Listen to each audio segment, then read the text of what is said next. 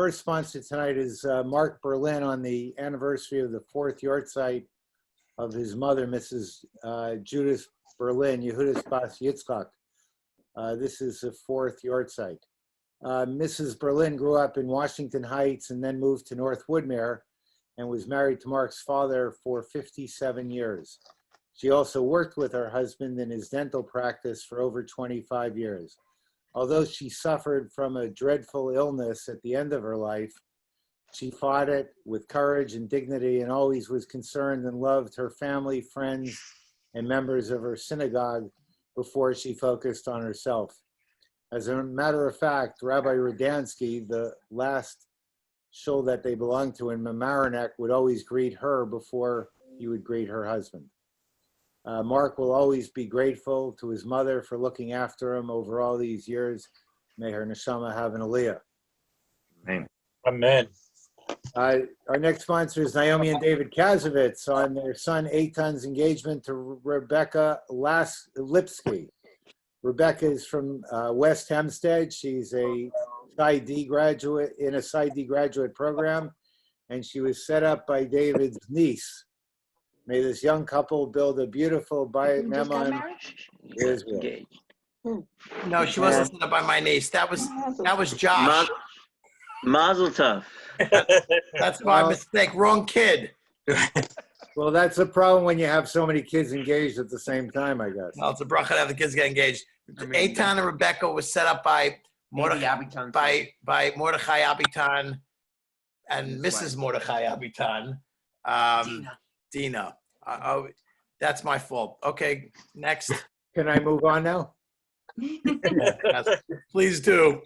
Tonight's shiur is also being sponsored by Marjorie and Steve Kellner, also known as El Presidente, on Rebecca's engagement to Steven Braid.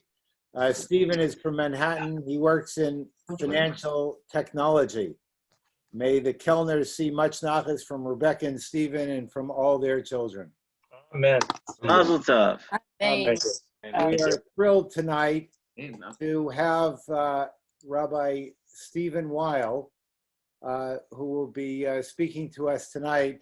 Many of you have known or have heard Rabbi Weil over the years, and we provided his new resume. He recently took on a new position heading up FIDF, which maybe he will speak about, and you can see his bio. But I will just mention one point before I introduce him, that Rabbi Weil and I are both part of a very small exclusive group of children survivors of fathers who were Orthodox American farmers. So without further ado, I'd like to turn it over to Rabbi Weil. Joel, thank you very much. First of all, to the Kasvitzes and the Kellners, Mazel Tov. And to Marc Berlin, please God, this shiur should be a zecher to your mother, blessed memory. Amen. Joel, mentioned, we're cattle dealers. That was a pretty fairly common business for German Jews who lived what they call Landsjuden, people who lived in the country.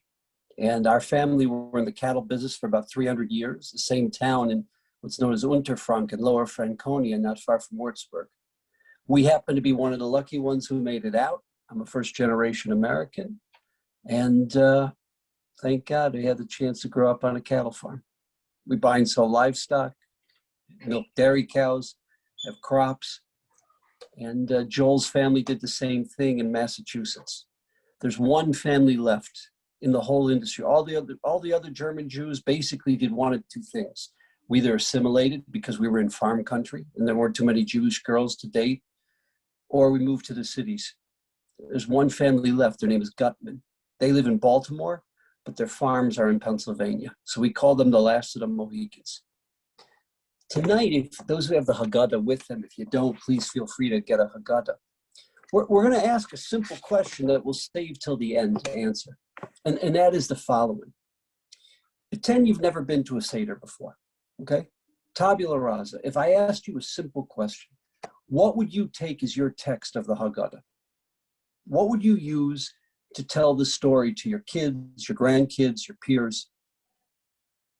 And I think the answer that we'd all give is the story of the Exodus, the first 12 chapters of Sefer Shmos, Shmos Ve'era and Bo.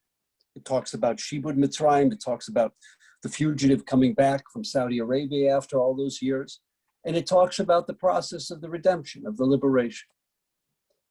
Not only did the rabbis not do that, which is very strange, but in the time of the Karaim, there were a heretical group that actually impacted huge numbers of Jews living in North Africa, huge number of Jews living in the Persian Gulf during the period of the Gaonim. The Karaim did that. And the mainstream Jewish community, meaning the Gaonim of the yeshivas of Sura and Pumbedisa, what did they do? They put a cherem, an excommunication on any Jew who Seder night uses as their Haggada the story of the Exodus, which is wild.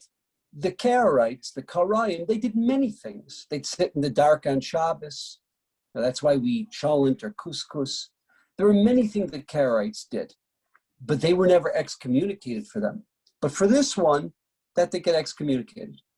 So what did the rabbis do? What did the Chachmei HaMasorah do? And it's already in the Mishnah in Psachim. They chose a very strange section. It's 4 psukim.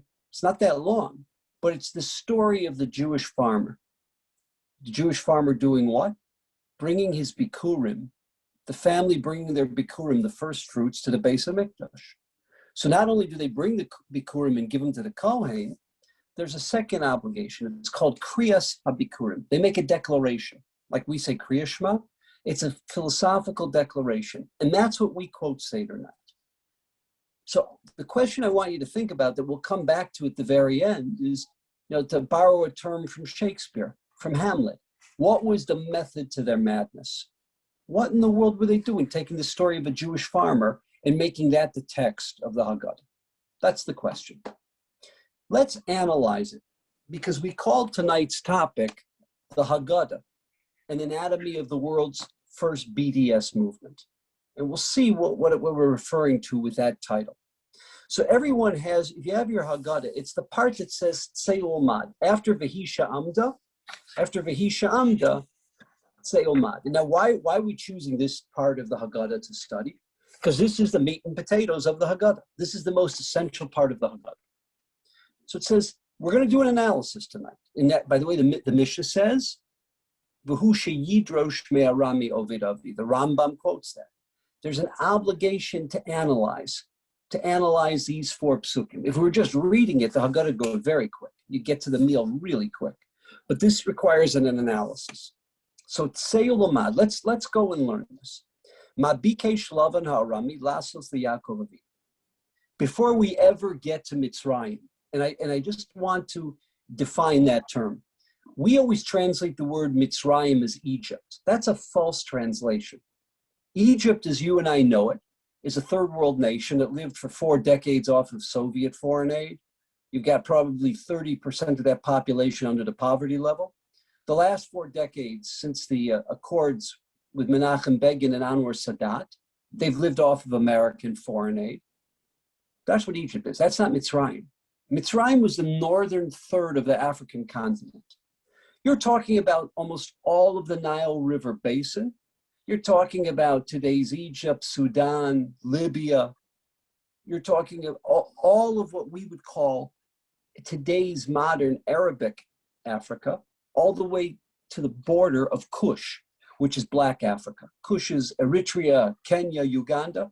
Until that point, the whole northern part of the continent was Mitzrayim. It was a massive, massive empire with mineral resources, with the Nile River basin. And it was probably the most powerful empire on earth, for sure, at that time in history. Who made it that? 2 things. You had, the Alan Greenspan or the Ben Bernanke, Yosef Hatzadik. Yosef was the great finance minister. He was the treasurer secretary, head of the Federal Reserve System. And he took a very strong economy and he transformed it into the dominant world economy. And the second factor they had going for them is they had the state-of-the-art weapon. We talk about it every time we say the Shiras Hayam in the morning. They had the notion of the Rechev. Until that time in history, Warfare was a function of spears. It was a function of bows and arrows. It was a function of swords and shields. And they dramatically changed all of warfare with technology. What the ICBM did, what the nuclear bomb did in modern times, that is essentially what the Egyptians did with creating this concept called a chariot, the horse-driven chariot. It changed all of warfare, and it made them the most dominant power on the face of the earth. Now, before we ever get to Egypt, to Mitzrayim, as I should properly say, before we ever get to that empire, the Jews almost never existed. The Jews were almost annihilated. By who? By Lavan. When we were in Syria, Lavan, Yaakov worked for Lavan for 20 years. The first 14 for Rachel and Leah, the last 6, while the family was growing, he actually worked for himself, worked for his own wages. So what does it say? When Lavan hunts down Yaakov, he is so threatened that this guy has essentially amassed and taken his wealth, taken his daughters, taken his grandchildren, because his grandchildren and daughters are no longer pagans. He said he wanted to annihilate. He was willing to kill his own daughters, to kill his own flesh and blood. And what happened? God came to him that night. How do we know that? He says, Yesh biadi. I have the power to do imachem ra, had it not been for the fact that your God came to me. The Pharaoh and the Egyptians never wanted to perpetrate a genocide. Lavan would have perpetrated a genocide. He would have murdered his own flesh and blood. That's what it says. Sheparo lo gazer el al zacharim. The Pharaoh only decreed on the male children. Lavan, bikesh la'akor sakol. He wanted to annihilate and uproot everything. Shene'amar, arami oved avi. Now, what does that mean, arami oved avi? You could say, like the Ibn Ezra, that verse is referring to Abraham, but the Haggada doesn't do that. Who's my progenitor, my father? Abraham. What happened? He was a wanderer, Oved, like an Avedah. He was the wandering Jew, the wandering Hebrew. That's how the Ibn Ezra explains it. But Rashi, quoting this Haggada in the Chumash, and most of the Rishonim say no. Arami is referring to not Abraham, who was originally from Syria, but Lavan, who was from Syria. Arami, Oved here doesn't mean wandering or lost. Oved means what? Annihilate, destroy. Like in the Purim story, in the Megillah Esther, laharog, lahabed, lahashmid. Meaning what? The Syrian wanted to annihilate my progenitor, my father Yaakov. Then it says vayered Mitzrayma. What does vayered mean? It doesn't say vayarad Mitzrayma, that he went down to Egypt. What's vayered? He was forced into Egypt. So who forced us to go to Egypt? We'll get to that. Then it says, Vayagar sham b'mesei ma'at. What's the word to be? Agar, as opposed to a toshav. Vayagar. We only planned on being strangers. We didn't plan on becoming Egyptians. And we were only a few people. It was a small family, 70 people. But what happened? Vayihi sham legoy gadol atzum varav. What is a goy? What does the word goy mean? People. So we translate it as a Gentile. That's not what it means in Hebrew. What's a goy? People. A goy is a distinct nation. Why is that a distinct nation? From the word gviya. Gviya means the spine. There's certain, what does a spine do? It basically binds all the ribs together, right? It binds the body together. There was something common about us that made us unique and distinct. Now, why are we called a goy? Here's the question. The assumption of the question is this. Before Mount Sinai, there's no such thing as a Jew. What do I mean? And what I'm telling you now is the approach of the French and German Rishonim, Rashi, the Balei Tosfos. Let's say that Sarah Imenu would have Tchias HaMesim. Let's say that Sarah would come back to life. You and I can't marry her. She'd have to go to a basin, she'd have to go to the mikveh, and she'd have to accept upon herself to become a Jew. Moshe wasn't Jewish. How do I know that? Who did he marry? He married a Saudi Arabian girl. If your kid comes home, the Kellners and the Kaszovitz are celebrating engagement, right? Would you be sponsoring this year if your kid came home with a Saudi Arabian girl? It wouldn't be such nachas, even if she's from the royal family. It wouldn't be such nachas. So how does Moshe Rabbeinu, the greatest of our role model, how does he go and marry a Saudi Arabian girl? Because he wasn't Jewish. There was no such thing as a Jew until they converted at Har Sinai. So if that's the case, what made us a goy? What made us unique or distinct from the word aspine? What bound us together? What made us unique and distinct? We have to answer that question. And what are the adjectives? Gadol, atzum, varav. What does that mean? So all of those questions are answered by the Haggada. What's Vayered Mitzrayim? Jacob went down to Mitzrayim. No, he was forced to Mitzrayim. Anus al pi hadibor. It was the word of God that forced him. What's that referring to? We all know that after the brothers come back and say that Joseph's still alive and that Joseph is Moshel b'Mitzrayim, he's the Ben Bernanke, he's the Alan Greenspan. What happened? Yaakov intended to go there, to meet his son who he hadn't seen for 22 years, to meet his grandchildren who he'd never met, his daughter-in-law who he'd never met. And then he would have returned to the Holy Land, to Canaan. What happened? When they were at the Ritz-Carlton in Beersheba is always an oasis. That's where the travelers stop. God came to him b'chalom laila. He came to him at night in a vision and said, you're not coming back. You'll come back in a coffin, Yaakov, but you're not coming back. The bris bein absarim, Jewish history is going to play itself out. I'm forcing you. I'm telling you to stay in Egypt. Don't worry. I will never abandon your children. I'll never abandon your progeny, but it's going to be a long haul there.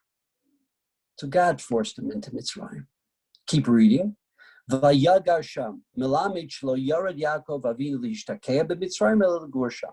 intention were never to become Egyptians. The intention was strictly to be there as sojourners, as temporary residents. By the way, it's like, some of these New Yorkers, they're going for tax reasons to Florida, or they're going to Tennessee, or they're going to Carolinas. But you know that phrase, you can take the boy out of Brooklyn, you can't take Brooklyn out of the boy? You'll see. Despite the taxes, a lot of them will return. They're already writing articles about them wanting to return. They can't wait till these people finish a sentence, because like where I grew up, you speak slowly. In New York, you could write a whole PhD thesis by the time we say one paragraph. So the idea was they had no intention of being in Mitzrayim forever. And they said that. The brothers said to the Pharaoh, Vayomer el Paro, lagur baretz banu. We're here, we're strangers. We're just passing through town. Ki ein mira, the only reason we're here is there's no pasture land. Latzon asher lavadecha. If you're in the herding business, whether you're a cattle herder or sheep herder, the most precious commodity there is pasture land. Well, there's a famine. We don't have any pasture land where we come from. And that's why we're here. Ki chaved harav ba'aretz Canaan, v'ata yeshvuna v'adecha b'aretz Goshen. What happened? Before Lawrence, the first Jewish ghetto that ever existed was Goshen. Why? Because Yosef knew there's 70 people. This is not the primitive pagans of Canaan. These are not people who lack sanitation. This is Mitzrayim. The women dress in a luscious, seductive way. This is Mitzrayim. They're at the cutting edge of engineering, of mathematics. We will assimilate like that. Think about many of your ancestors, living in the Ukraine. The chances of them assimilating or intermarrying in the Ukraine were 0 to none. You had rabid alcoholism, spousal abuse. They were primitive, okay? They didn't have many teeth in their mouth. Not so in America. In America, you go to a university, a Gentile girl is wonderful. She is beautiful. She makes you feel like a man. And she doesn't cut you down at the knees and put you in your place all the time and tell you that you're wrong. And in today, what do we have? We have the majority of American Jewry today are either unaffiliated or reform. Under the age of 50, okay, which is the majority of people who are still fertile. Under the age of 50, 63% are unaffiliated, 12% are reformed. That's 75%. In each of those two segments of American Jewry, we have an 83% intermarriage rate. Intermarriage means the following. There's no conversion whatsoever. Halachic, non-halachic, nothing. We're lost. And Yosef said, this Mitzrayim is not Canaan. It's not the Ukraine. And he said, the Renaissance man himself, the most eclectic Renaissance man there ever was in Judaism, what does he do? He's the guy who creates the first Jewish ghetto because he doesn't want to lose his nieces and his nephews. And they live in Eretz Goshen. What does it mean, Bimsei Ma'at? They were few in number. Shenemar b'shivim nefesh yardu avasecha Mitzrayim. 70 people, that's all they were. It's a family of 70. Ve'ata now samcha Hashem Elokecha kafuvei hashamayim larov. We underwent in Mitzrayim, and we'll talk about it in a minute, we underwent almost exponential growth. We went from being a family to this massive, massive minority. So it says, Vayihi sham legoy. We have to define, what does it mean that we became a goy? Melamed shahayu Yisrael mitsuyanim sham. This teaches us the Jews became unique and distinct. Mitsuyan. So in modern Hebrew, what does mitsuyan mean? Excellent, right? You get a good grade, it's mitsuyan. But the mitsuyan is from the famous verse in Jeremiah, Hatzivi lach tziyunim, signposts. There was something that demarcated us. What is that referring to? How did we become a goy? If halachically we're no different than an Egyptian, then what is that? How do we become unique and distinct? So all of you, you've heard it sometime or another. There's a famous medrash. What does it say about the Jews in Egypt?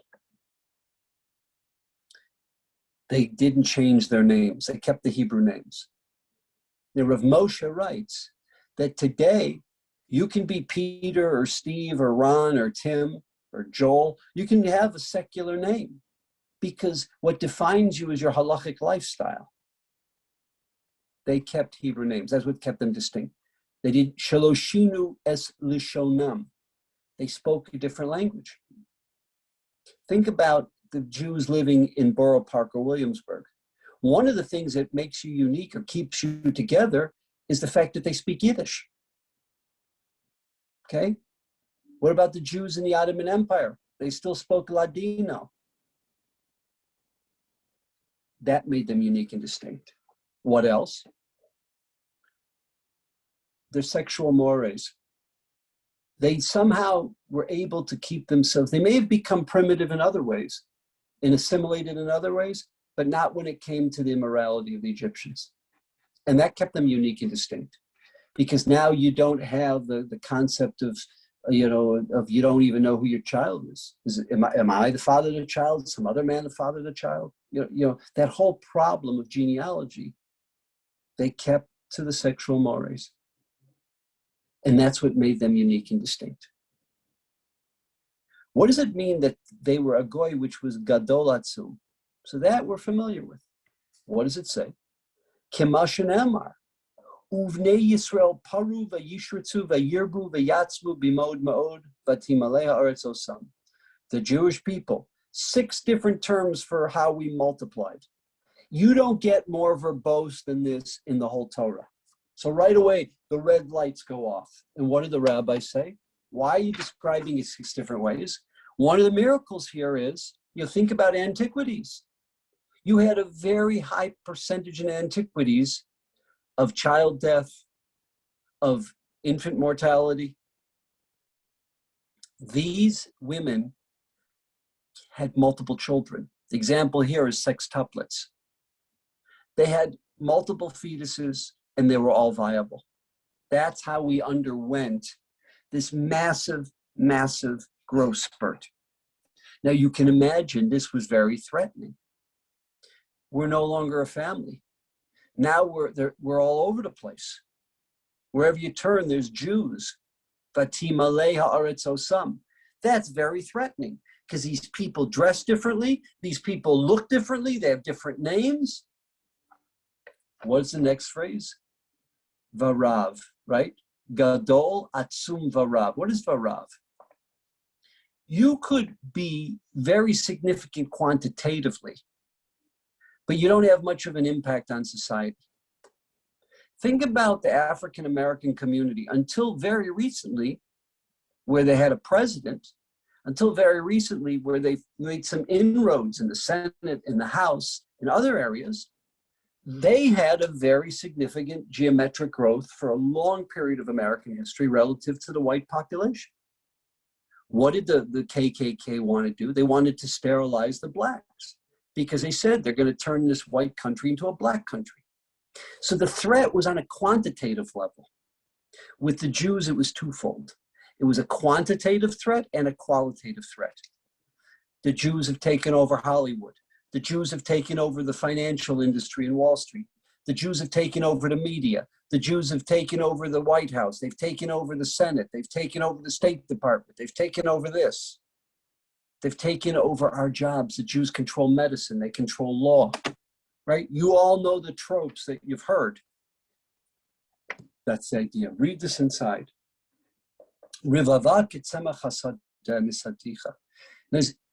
I've caused you to grow, like to sprout up, like they translated the plants of the field, meaning massive, massive sprouts. Here's the next phrase, vatirbi, that's the Rav. And you've matured, vatigdali, vatavo ba'de'adayim. What does that mean that you've matured, you've developed? So Yechezkel explains, shadayim nachon, usarech tzimech. You've developed breasts, you've grown pubic hair. Meaning what? You've matured, you've developed, you've had an impact on society, you've had an impact on civilization. You're not just there. There's a maturity. But what? Va'at erom veria. But nevertheless, you still are naked. What is that referring to? So the Chazal say, what Yechezkel was saying is, you've developed in the sense that you've had an impact on all these different aspects of society, but you're naked of mitzvot, meaning you haven't become perfected. And when I passed over you that night, the night of Passover, I saw you wallowing in your bloods. This is like Joe Pesci. Remember in My Cousin Vinny, when he goes in front of the judges and he talks about the youths? The judge said, "What did you say, boy? Oh, what was that word? The youths. Oh, youth. Y-U-O, right? Y-O-U-T-H. Well, this is the idea, the bloods. What bloods did God see? The blood of Bris Milah and the blood of the Korban Pesach. Meaning what? Here we had exploded. Here we had a huge, massive growth, but we hadn't developed spiritually, intellectually, theologically. And that was the experience of preparing that enabled us to go through the Exodus. And I said, on behalf of God, Yechezkel say, I said, by your bloods, you will live. Okay. So what do you have? You have a exponential growth. You have not only an exponential growth, but you have a growth in all of the industry's culture. We are a terrible, terrible threat to the Egyptians. That's what we're up to. The second verse. It says, Vayareu osanu hamitzrim. The translation in most of your Haggadahs is wrong. It does not say Vayareu lanu hamitzrim. The Egyptians were bad to us. That's not what it says. It doesn't say lanu. What is otanu? They made us into evil. They made us into the bad people. Then it says Vayanunu. They afflicted us. What does that mean? Then it says Vayitnu aleinu avodah kasha. They imposed upon us difficult labor. So 3 phrases. Vayareu osanu hamitzrim. They made us into the bad people. What is that talking about? Stop for a second, okay? Now, the Third Reich, I'm referring to Hitler, I'm referring to Göring, I'm referring to the 2 men, and they were brilliant in their evil, that Hitler appointed. Joseph Goebbels, the Minister of Propaganda, and Dr. Julius Streicher, the man who worked with Goebbels, who changed the textbooks in Germany, who created something called Der Stürmer. You know what the Stürmer is? Today, the most popular newspaper in Israel is Yisrael Hayom, thanks to Sheldon and Miriam Adelson. You know why? It's free. If you can get the same news and the same sports and the same everything for free, you're not going to pay for a newspaper. What did Streicher do? They gave out the Stürmer for free throughout the length and breadth of Germany. And it was a propaganda piece. Why? Before they had one pogrom, long 5.5 years before Kristallnacht, you got to create a fertile soil. You have to create a mentality in your population before you can start doing drastic things. German Jews were loyal. You know how many German Jews died in World War I? You know how many Purple Hearts went to German Jews? You know how many German Jews were officers in the Wehrmacht? You can't just wipe them out. No, you got to start producing a generation. Now think about the 1930s. How did anybody see the news? No one had a television in the 1930s. How did anybody watch the news? They went to the movie theater. In America, there was always a double feature. And in between the double feature was movie tone news. In Deutschland, Joseph Goebbels had some of their finest directors and producers producing propaganda. So you'd go to the movie theater, between the first two movies, you would see these pseudo-scientific studies. They would show you the spine of an Aryan. Not a Jew. A Jew is a bugel. What's a bugel? A hunchback. A Jew has a fat gut. Okay? He's a blood-sucking pig who eats our food, who eats everything, and look at his fat gut. A Jew has a hooked nose. Aryans don't have a hooked nose. And then they would show the Jew, the similarity between a Jew and a rat. And then they would show the similarity between a Jew and leeches. They suck your blood. And they would do this pseudoscience. And they would say the worst Jews of all are not the Ostjuden, the Polacks, who look funny with their hooked nose and their beards and their black ragged coats. You know, we have to be very careful. The most insidious cancer that will metastasize and absolutely pollute the blood of our people is the Deutsche Juden, the German Jew, because he looks like us. He speaks Hochdeutsch. He went to university. They are the threat. They're the real cancer. What happened? Education in the movie theaters, education in the textbooks, education through the Stürmer. That's what created the fertile soil. Now go back to the Haggada. You see how intuitive Hitler was, Goebbels was, and Streicher was. You know why? They didn't know the Bible, but they took this right out of the playbook of the Mitzrim in the Haggada. Let's read it. Vayareo osanu ha-Mitzrim. They made us into the evil ones. K'mo Amar. What did the Pharaoh, let me just, one other introduction. There are two types of anti-Semitism in the world. There's grassroots anti-Semitism, like Poland. They went to church. It was a Catholic, religious Catholic country. They go to church every Sunday. And the priest tells them that the Christ killers are living in our midst. Okay? These people murdered our Lord. That's something they got from their mother's milk. There are other societies like Venezuela today. There was never anti-Semitism in Venezuela. There were 30,000 Jews there. Hugo Chavez started the anti-Semitism. It's called not grassroots, it's called grass tops. It's state-sponsored. It comes from the top. That's what happened in Mitzrayim. Who drove the anti-Semitism? The government. If I want to dehumanize you, I will never refer to you by your name. I'll call you it or him. Never by your name. Your name means you have an identity. Your name means you have a personality. Let's deal very shrewdly with it. Pen yirbe, lest it increase. If we're ever attacked in a war from the outside, by the neighbors on our border attack us, then nosav gamhu also nenu. This cancer, will join the enemies from within. It'll be what's called a fifth column. Remember Generalissimo Francisco Franco? Remember General Franco, the dictator of Spain? He's the one who penned the term, the fifth column, the enemy within. That's exactly how they painted the Jews. It's an enemy within that will drive us out of our own land. So you had state-sponsored anti-Semitism, because the greatest fear of every Egyptian is that the wealth of the Nile River, the wealth of the minerals that we have in this country, we will be driven out of our land. How's that going to happen? This growing, rapidly growing enemy within. What's Vayi'anunu, the next phrase? Vayasimu alav sarei misim leman anoso b'sivosam. They imposed upon it, meaning the Jews, the Jewish nation, ministers of taxes, leman anoso b'sivosam, in order to afflict it. There's the word inoi, with the burdens of the Egyptian society.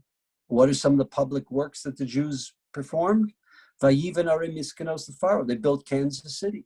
They built Omaha, Nebraska. All the great storage cities, the grain storage cities, as Pison Ves Ramses. Stop a second. Let's not project ourselves onto them. Today, you and I pay multiple types of taxes, but they're all one common denominator. They're financial taxes.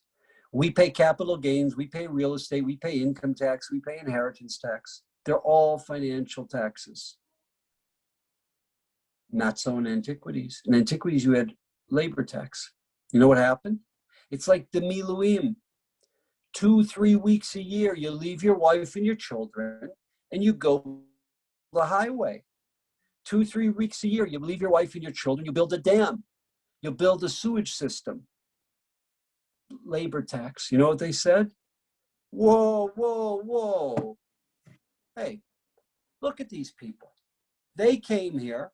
We opened up. We offered them the best of our land. And like a bunch of blood-sucking leeches, they took our wealth. They took our positions. They took our businesses. Let them show a little gratitude. See, this was phase 2. Phase 1 was BDS. Phase 1 was state-sponsored anti-Semitism. And that created the fertile soil where a Jew is not a human being, a Jew is not an Egyptian, a Jew is a threat, a Jew is a cancer.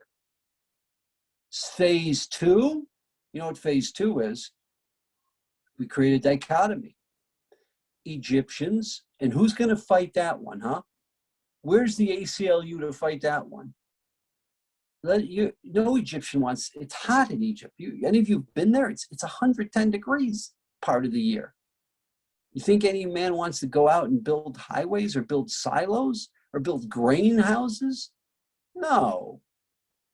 I'll stay home with my wife and my children. I'm not going to let my business go to pot when I leave. Let the Jews show some freaking gratitude. Let the Jews show a little hakaras hatov. So Jews did the labor tax, Egyptians didn't. Stop, guys. We have never said the word slavery yet, have we? Again, it doesn't happen overnight. The first phase is the BDS, is the lawfare, is the press. The second phase is the dichotomy. Jews do a labor tax. Sarei misi, mas means tax. Egyptians don't. Next, vayitnu aleinu avodah kasha. And they imposed upon us. Don't look at this like the literal translation. The literal translation is hard work. That's not what it says. Let's read. Shneimar vayavidu Mitzrayim es bnei Yisrael b'farech. The Egyptians imposed upon us, meaning upon bnei Yisrael, they imposed upon us labor b'farech. What does b'farech mean? What does that word mean? Those of you who study the Rishonim, you ever hear the term pircha? It's the Aramaic equivalent of bifarech. What's the difference between a kasha or shela and a pircha? What's the difference? If I ask you a question, I'm asking you for factual information. If I ask you a kasha, I'm challenging maybe your facts. You know what a pircha is? It's a different kind of question. I'm undermining your whole assumption.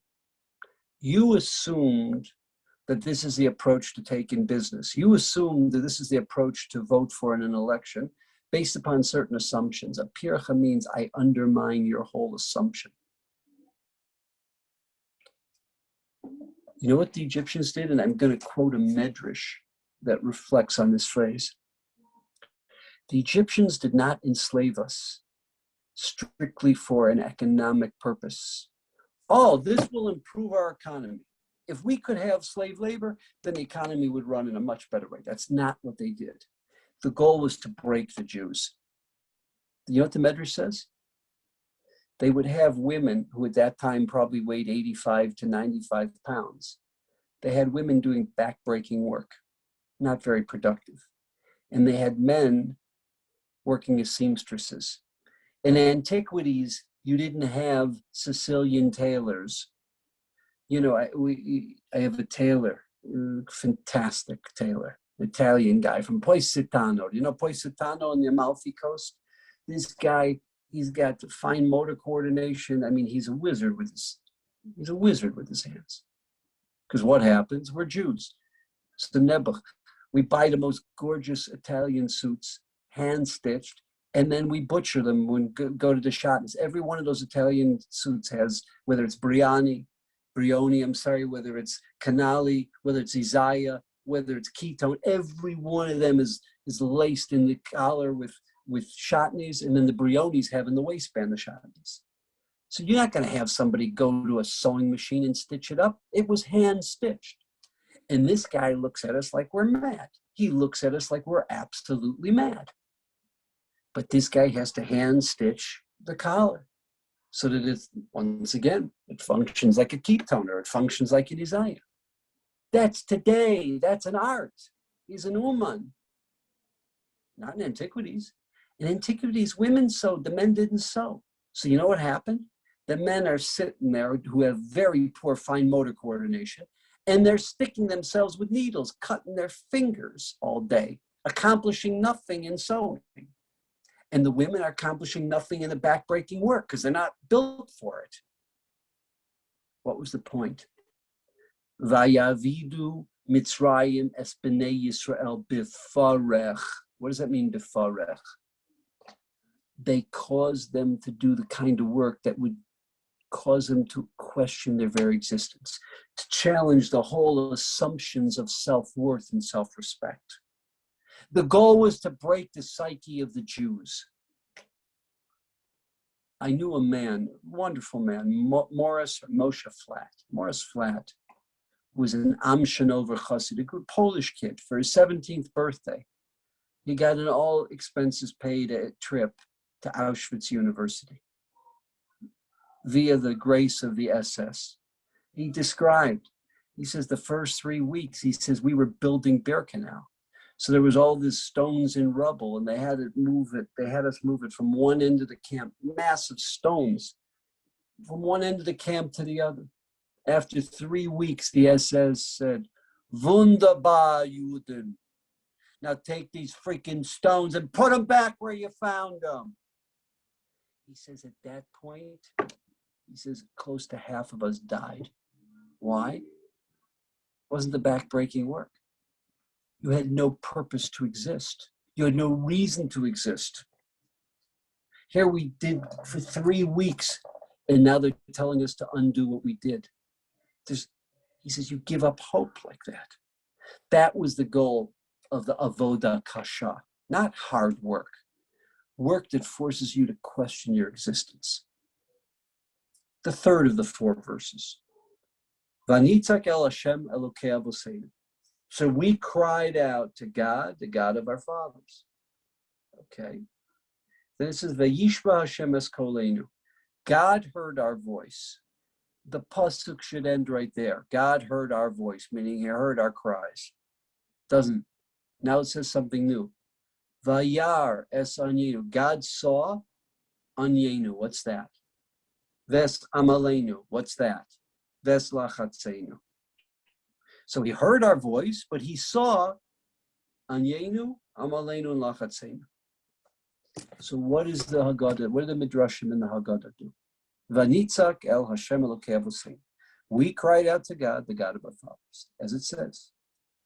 Vayihi vayamim harabim ahim, over the course of many years. Vayamas melech Mitzrayim. The king of Egypt, the Pharaoh, dies. Vayeyanchu b'nei Yisrael min ha'avoda. At that point, the Jews moaned and started to groan from the labor. Vayizaku, and they cry out to God. Batal shavasam elokim min avoda. And their cry, it ascends to heaven, meaning it rises to God from the. Okay, so there's one basic question that the Ramban and that the Or HaChaim HaKadosh ask on this verse. These Jews have been enslaved for decades. Why only now are you moaning after the Pharaoh dies? You've been enslaved for decades. How come you didn't moan and groan then? You know why? What caused them to cry? What caused them to pray? What caused them to reach out to God? One thing. You know what that was? They gave up all hope. They had no other place to turn but God. As long as the Pharaoh was alive, they could say, this guy is a megalomaniac. This guy is Asher Lo Yadas Yosef. He doesn't realize we're the most loyal citizens of the whole country. No one loves Egypt the way we do. No one has been as good to Egypt as we have. This guy he's obsessed with the Jews. He doesn't appreciate that Joseph saved the whole empire. You know what? When he dies, after this Pharaoh dies, we'll go back to normalcy. The next guy can't be a megalomaniac like this. That's, by the way, what everybody thought after Charles de Gaulle said to, remember he said to Abba Ibn, you disobeyed my orders in June of 67. And the French, who were the only ones that provided Israel with aircraft, provided most of the ground material in terms of the Israeli army. He put an embargo. He wouldn't sell arms anymore to Israel. And we thought that after de Gaulle dies, he's an egotist. He's a megalomaniac. Pompidou will be better. Mitterrand will be better. It never changed. That's what happened here. The Pharaoh dies. Now there's a new Pharaoh. He's not a diabolical anti-Semite. The new Pharaoh is not a megalomaniac. He makes a simple decision. Hey, this economy runs on slave labor. That's what's driven this economy the last number of decades. Sorry, you're going to stay slaves. It's an economic business decision. They were waiting for decades. When there's a new Pharaoh, the good old days of French-Israeli relations, the good old days of Jewish-Egyptian relations will return. Guess what? The Pharaoh dies and there's a new Pharaoh. Nothing changes. Now they have no choice. They have no other place to turn other than God. And this is when they first start really crying to God. And what happens? Vayishma Hashem es kolenu. God hears our prayer. He hears our voice. Kemo shenamar. Vayishma Elokim es nakasam. Vayiskor Elokim es beriso es Avram es YItzchak es Yaakov. Maybe we didn't come for all the right reasons. We only came because there was nowhere else to turn. But God is cognizant of the covenant. And now what does the next phrase do? He listened. Let me just make a comment. You see this verse in the Bible, in Sefer Shmos, Vayishma Elokim es nakasam, Vayiskor Elokim es beriso es Avram es YItzchak es Yaakov. You know what the next pasuk is? The next pasuk is at Moshe Rabbeinu. He's not Moshe Rabbeinu. He's Moshe, the CEO of his father's cattle business. Remember John Wayne? Shazum, John, Shazum. You know, there's thousands of head of cattle, big Texas rancher. That's what Yisro was. Kohen Midian, according to some of the Rishonim, is that he was an aristocrat. He was a cattle baron. And who ran the business? Who was the CEO of the company? The son-in-law. And God comes to him. That's the story of the snet. It's the next psukim. When the Jews turned to God, when the Jews wanted the relationship, then God brings Moshe back. Then the fugitive returns, and we all know that story. But what about the second half of this verse? Vayar es onyenu. They only cried because of the labor. The Pharaoh dies. There's a new Pharaoh. They're going to die as slaves. This guy's not changing his policy. He's not changing his relationship with the Jews. They can't put their hopes on a new government. They turn to God. But God didn't just hear their prayer. God saw many things that they weren't even praying for. What is that? Vayar es onyenu. What's Anyenu? Zu Parishus Derech Eretz. Remember the days when they were going to kill those baby boys? So you had couples separated from each other. There was no sophisticated means of birth control. You had to separate from each other. But what happens even when they come back? You know what happens when you have no hope and no future? You become depressed. Depression affects a person's libido. Derech Eretz is a nice euphemistic way of referring to intimacy between couples. There was a total separation of intimacy because they were in a malaise, they were depressed. How did we know? How does the rabbis know that? How do they know that's what Anyenu means? Because it says, Vayar, the same verse, Vayar Elokim es b'nei Yisrael, Vayeda Elokim. What's Vayeda Elokim? As Archie Bunker used to say. You remember Meathead would always say to Archie, he would say sex, don't use that word, So Meathead would ask him, so what word should I say? He says, he knew her in the biblical sense. Vayeda, Adam Yada Eschava. What does it mean that Adam had known Eve? It was a beautiful, clean, euphemistic way for referring intimacy because Yada, they were together, they were intimate, they were close to each other. That's the same idea. God saw what was happening to the Jews, Vayeda Elokim. He was Vayeda. He saw what they were going through. He saw the dysfunction in the families. Sometimes when you have a family that's depressed, they don't even realize what normalcy is. They think this is normal. God saw what it did to them. Next, Amalenu, Elu Habanim. Amalenu is referring to the killing of the first of the baby boys. Kemosh Nemar, Kol Habein Hayilod Hayaoret Tashlichuhu. If it's a baby boy that's born, you throw him into the Nile. Kol Habas Techayim, keep the girls alive. Can I ask you a question? When was the last time any baby boys were killed? When Moshe comes back, he's 80 years old, or 79 years old. Okay? There were no dead baby boys for 80 years. How many people were still alive in the period of the killing of the baby boys? Very, very few. You know what happened? These old Jewish women, these old Jewish men, maybe they suppressed those memories. Maybe they suppressed all the pain and the suffering, that caused. They didn't want to go back. You know how many Holocaust survivors just won't go there? Someone I knew, she just died at 99 years old. She could tell me everything in her life until the Germans took them. She actually is from a town called Ushpitzin. We know that town is by its German name, Auschwitz. It was a very significant Jewish Galician town. She could tell me everything that happened. She would never talk about the time from her deportation. And then she could tell me everything in her life in terms of the DP camps. But she couldn't go back. There was about a 3-year blackout. She just couldn't go there. These people couldn't go back to those times when they had to watch their own child be destroyed, be murdered, be slaughtered, their own infant children. You don't think that had an effect on them? You don't think that caused scar tissue? God saw that. That's not what they were praying about, but God saw that. And then the last piece of this verse, Veslachatzeinu Zadchak. What does hadchak mean? So here it says pressure. What does dechak mean? The Jews were at a point of no return. You can, after a while, a human being, you can bend them. After a while, they break. Psychologically, emotionally, you can only take so much torture and then you break.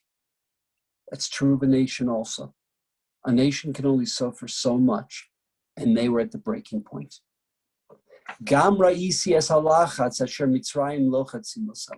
The Egyptians had put them into a state, the pressure had come to a certain point where they were almost at the point of no return. So the rabbis refer to that as the Memtesh Shari Tuma. Talking about psychologically, I'm talking about theologically, I'm talking about values, attitudes. And Vayotzeinu Shem Mitzrayim. So I'm not going to go into the fourth verse because we're almost up out of time. But you'll see what's referred to in the 4th verse. It talks about how God, step by step, extricated us from a point of almost being at the point of no return. God saw everything we had suffered, everything we went through. And what did he do? Step by step, he rebuilt our dignity. He rebuilt our self-esteem. He liberated us. He educated us. And he transformed us from being these pagan, illiterate slaves to becoming the people of the book, to becoming a light unto the nations. So we don't have time to read the 4th verse to go through everything. But I want to say the following. I want to go back to where we started, the initial question. How come the rabbis didn't do what you and I intuitively would have done? They did something very counterintuitive. They didn't give us the story of Shmos, Va'era, and Bo, the story of the Exodus. That's not what they gave us. Why? Why? That's the natural text that anybody should have used for the Haggada Seder night. This is the Rebecca Lipsky Haggada. Yeah, that's the natural text that they should have used. Why in the world did they take the story of the Jewish farmer? What does that have to do with the price of tea in China? So there are two approaches. Okay. Approach number one is what the Rav Zatzal, Rebecca Lipsky said. There's two things. There's history and didactic history. History is a story. It's the facts. Didactic history is where you use history for the purpose of a moral, of a lesson, to drive home a point. On the night of our liberation, on Independence Day, you know what we do? It's a profound night of gratitude. It's a night of hakaras hatov. It's not like every other night of the year where we read the 3rd paragraph of Shema and we make a philosophical declaration. That's not what this is. This is a night of gratitude. In the section in the whole Torah, if you wanted one section par excellence of gratitude, it's the story of the Jewish farmer. You know why? The Jewish farmer doesn't take his first fruits, his bikurim, to the temple and say, hey, God, a good crop, thank you. It's been a bumper crop, a good crop this year. I really appreciate it. No. Jewish farmer goes all the way back to the beginning, when we were going to be annihilated by Lavan in Syria. And then when we finally get out, we end up going into Egypt because of the famine, and we become enslaved there, and we lose our self-esteem and our self-worth. And then step by step, God extricates us, and he gives us a land, and he gives us self-dignity. He gives us a system, Torah, a system that we can transform ourselves and transform the destiny of humanity. The whole, every step of the way, that's gratitude. That's not just saying, hey, bumper crop this year. Oh, it's a good year in the market. Thank you. I'll give a few bucks to charity. Thank you, God. No. That's not how a Jew express gratitude. So they took the section that is gratitude par excellence because it's a night of gratitude. That's why we say Dayenu. That's why we say the Hallel. That's why Maskil Begenusim Messiah B'Shevach. It's a night of gratitude par excellence. That's how we manifest our appreciation. That's how we drill into our children and our grandchildren our values. That's one approach. Because the story of the Exodus is a story. And tonight's not about a story. Tonight's about a night of gratitude. That's approach number one. That was what the Rav said in 1977.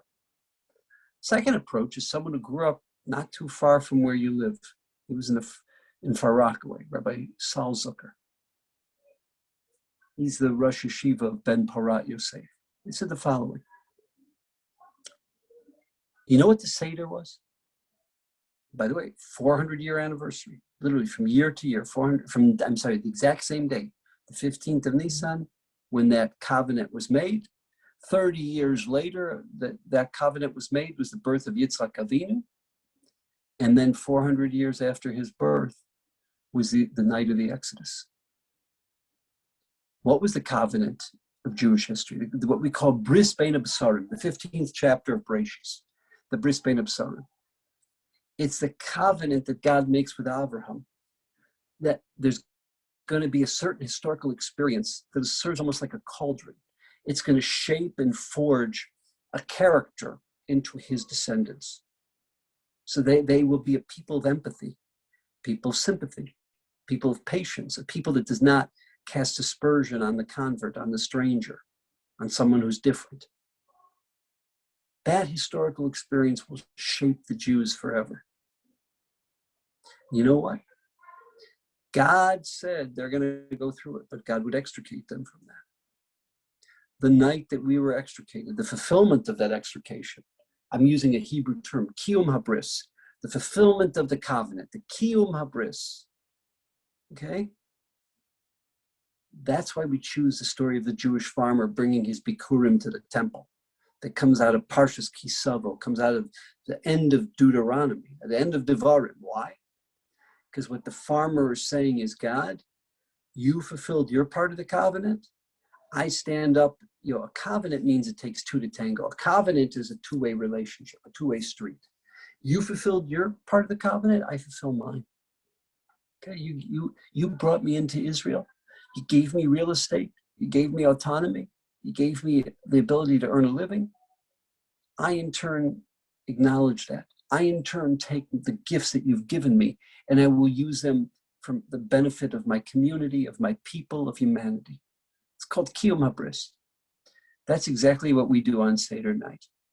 How do we commemorate the anniversary of our liberation? How do we commemorate the anniversary of our independence?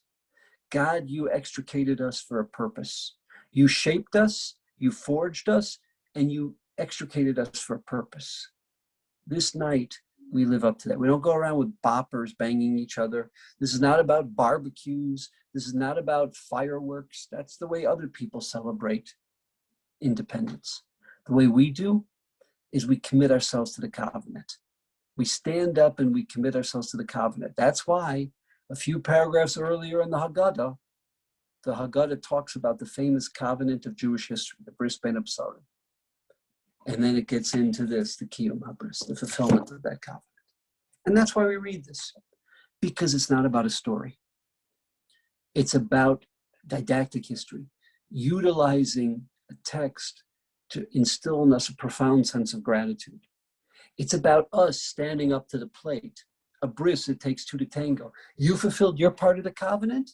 Now it's our job to fulfill our part of the covenant, to live by that covenant. And that's what we do Seder night. I apologize, we're already a few minutes late. The fourth verse, you'll have a chance to look at before the Seder. But the idea of this, which is the heart and soul of the Haggada, it's the meat and potatoes of the Haggada. The point is, every word, every phrase is meant to be analyzed. You derive principles from it. Okay? It's not a monologue. It's not like every other night of the year when we read the third paragraph of Shema. That's a monologue. This is an analysis. This is a real analysis. And that is what we do. So what we just shared is some of the analysis of these four very, very rich psukim.